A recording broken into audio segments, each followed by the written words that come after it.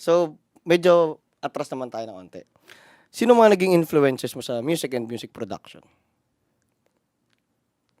Damn, there's a lot. Oh, sige, mga unang papasok lang sa utak mo.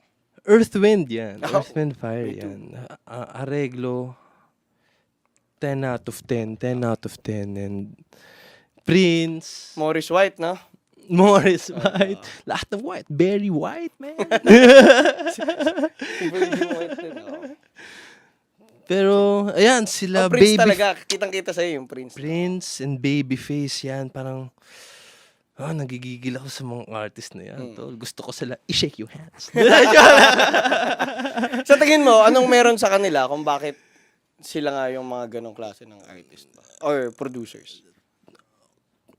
Ano yung nagsiseparate sa kanila kumpara sa iba? Na, I mean,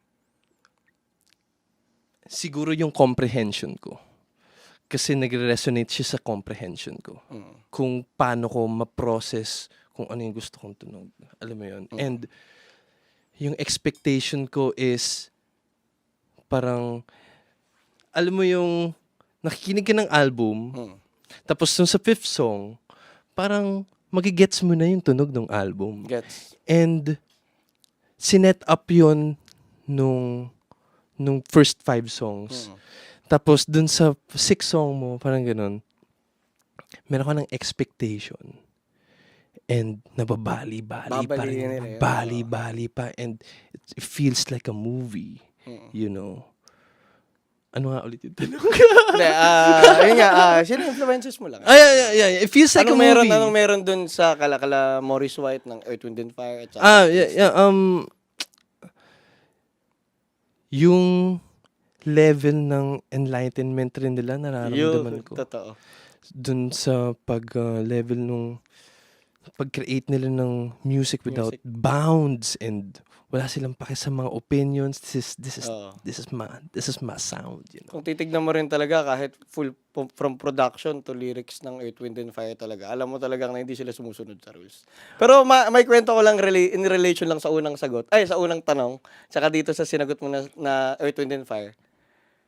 Kasi parang kung yung buhay naman ni Morris White, kung papansinin mo yung Earth, Wind and Fire, very magical yung theme talaga nila. From lyrics nila to kahit yung mga cover art nila. Kasi si Morris White is a practicing magician. Wow. Kaya kung makikita mo, di ba yung mga albums ng Earth, Wind and Fire, ano sila, parang ang gamit nilang themes yung mga Egyptian Symbols. mga and, ancient Egyptian symbols. Kasi nga, doon din kasi technically parang nanggaling ba yung practice ng magic eh. Kung isa-search mo yung buhay ni Morris White, sobrang into the magic and occult siya eh, parang yun. Yeah. At pag tinignan mo talaga yung lyrics ng mga kanta niya, sobra. Like yung kunyari, yung mga fantasy, In the Stone.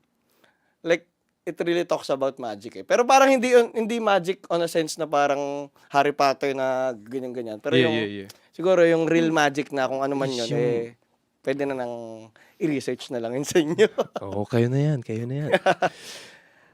Ano naman, punta tayo sa, di ba,